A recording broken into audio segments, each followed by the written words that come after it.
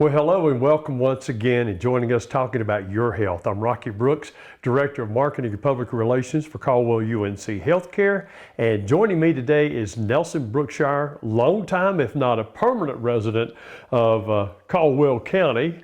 And he is joining us here today. Nelson is one of over 2 million men in America that have a condition, and he has sought treatment for that. And we're going to talk with Nelson about what he went through and why other men and women as well. We're going to be talking about incontinence. It's not a conversation you normally have at the dinner table, but it is a conversation which needs to be had, and that's why we're here today.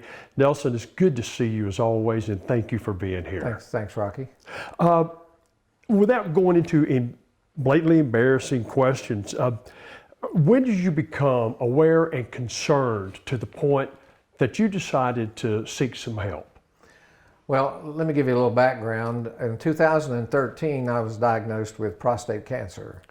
So I ended up going to Charlotte, having my prostate removed, and I was told at that time that within a year I would know any lingering effects that I might be experiencing.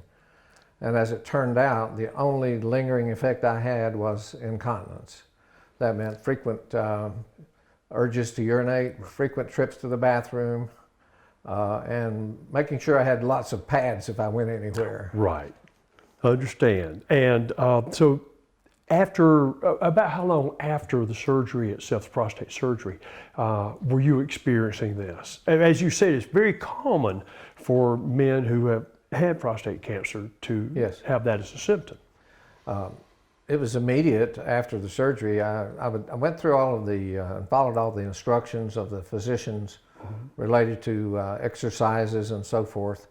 But at the end of the year, it still existed. So I really believed at that time, based on the information I had, that this was going to be a permanent condition. So for 5.5 years, I lived with that.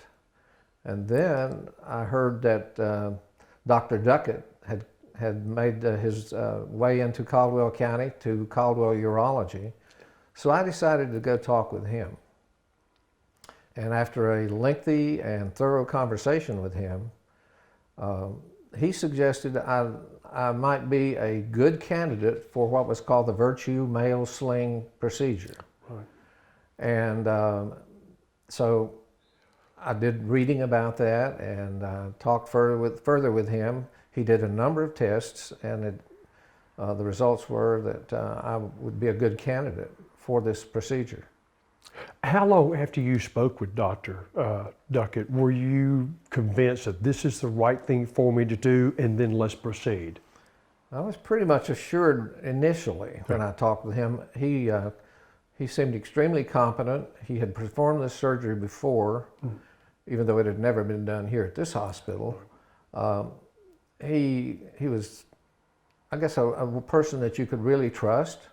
He came across as a really trusting, a person you could trust, a person you would feel confident in working with. So it was pretty quick that I made the decision to go ahead once the test results were in. Okay, a decision you don't regret? I do not regret this in the least. Well, the fact that you're sharing, again, what such a personal experience as it is, but yet, again, can affect men and women. And so this is something is even just simple aging. It doesn't have to be a cancer of any sort or something else. It can just be getting a bit older, which you and I are. So, Edie, we're both learning. You've had the experience, and I'm learning as well. You felt the communication with Dr. Duckett was thorough. After the procedure, recovery, talk a little bit about that. Correct. Sure. What life has been like after that. Well, let me tell you that it was on February the 13th of 2019 that I had my surgery. And I was told it would take 6 to 9 months to physically recover from the actual surgery, which was accurate. I did, again, follow all the instructions that the doctor gave me in order to heal the best that I could.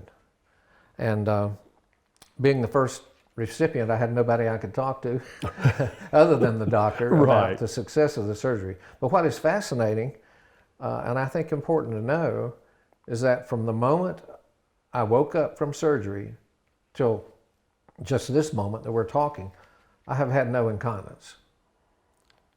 None. That's amazing. That is absolutely amazing. I had a lot of confidence also in the staff at the hospital here because I've had a number of experiences with them before, and they've always been excellent. So I really had confidence that they would be doing a great job as well, and they did. Your stay at the hospital following the surgery, how long was that? How long before you were discharged? And then the immediate weeks after, can you talk about that a little bit? Well, as I recall, I went home the next day after surgery. I just took it really slowly for a few weeks, primarily staying away from lifting heavy objects and straining myself. And so I started along the way that during that 6 to 9 month period, I had, I guess you would call them peculiar sensations as part of my recovery. It wasn't pain, but it was there were unusual feelings during that process. An adjustment period as well. Correct. Okay. Now, before the surgery, I may have appeared to be confident in myself, but inwardly I was extremely aware of the issues I was facing. Okay. So the surgery helped change all of that. Okay, So that's I became interesting. much more confident in myself and aware of. I didn't have to be aware of where bathrooms were all the time, Right. which is one of the things that you have to deal with. And so I feel the recovery was more quick than I expected, and enjoyed actually learning about the process through the way. Were you able to, within a few weeks, get out, go walking, hiking if you wanted to? Could you have ridden a bike if you wanted to have done that? I would not have done anything to strain the lower body. Okay. At that time, I did walk. That was recommended. And I could do that fairly quickly, actually. Within a week or so, I was doing some walking, and I would extend the period of walking as time passed. So that was not an issue that I was really concerned with, other than, again, following the doctor's directions. As you are here today, Nelson, do you have any sensation of that Virtue Male Sling at all? I don't. You feel just as you did before you even started with incontinence? I do. Now, there were I want to say this, there were three or four minor incisions, but the result was there was no scarring that was obvious. It was very minimal, really. So that was a good thing to know. Okay. The emotional, psychological lift of having that burden off your shoulders when incontinence hits, with embarrassment that comes along with it, you have to feel like a new man. Well, I do. Physically, I'm fit. Mentally, I've always been a positive person, and I think that helps.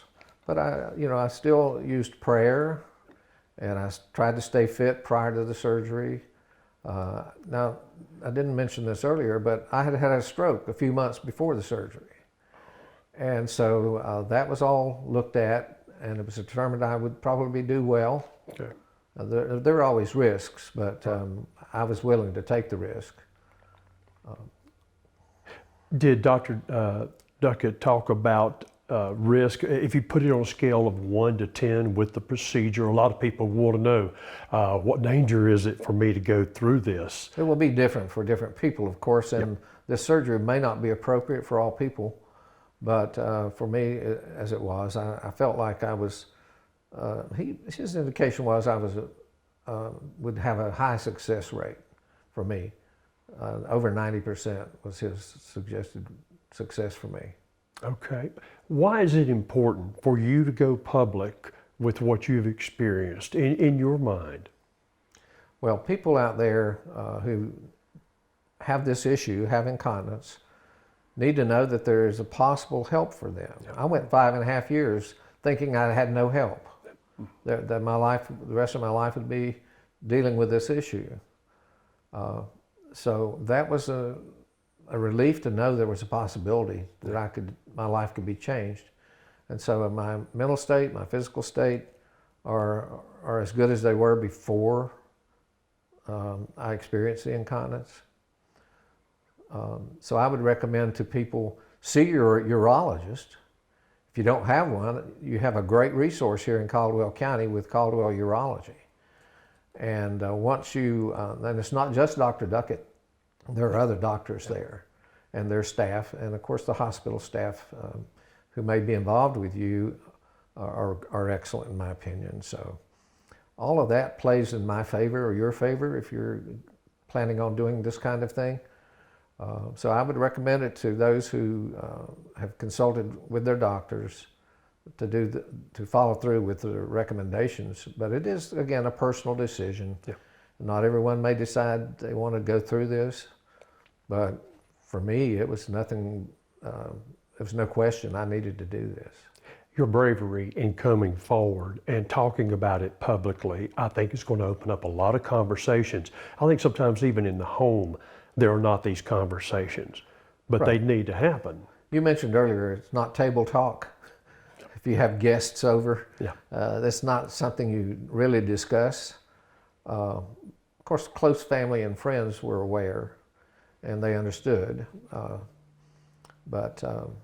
Yeah, it's something people really need to consider looking into as far as trying to get relief, because the relief can change your life. Your physical and your emotional well-being. That's correct. It's our pleasure to have you here. Thank you so much for coming forward. I think you have changed, when people see this, you have changed a lot of conversations around the house and given people something to really think about and to realize that, you know what, it can happen to anyone, too many of us as it may be, and there is something to do about it. Nelson, thank you. Thank you, Rocky. And thank you for watching. We certainly appreciate it. And if you have any questions, you can get in touch with Caldwell Urology Associates. And we do appreciate you spending your time and learning about your good health.